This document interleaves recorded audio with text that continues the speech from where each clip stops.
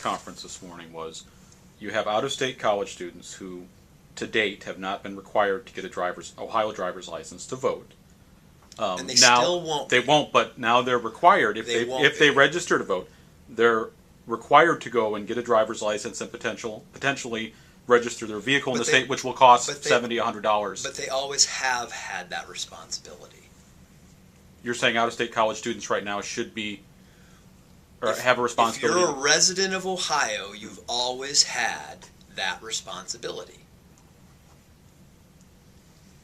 And by registering to vote in Ohio, you are proclaiming that you are a resident of the state.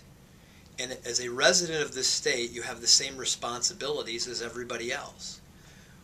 We don't let people move to Florida or Texas to avoid income taxes and then still allow them to vote in Ohio.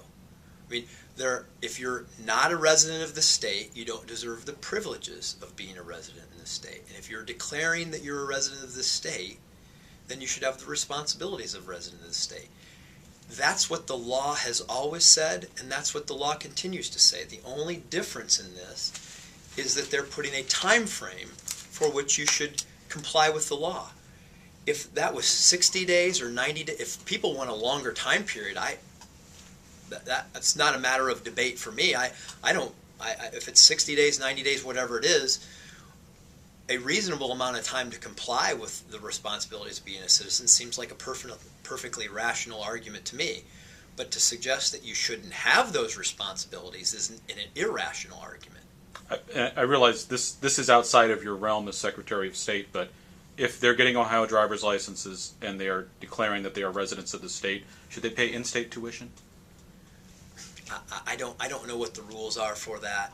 The colleges get to make their own rules on that. Frankly, the state provides so little support for colleges and universities these days that I'm not sure we should have as much say on those matters as perhaps we do.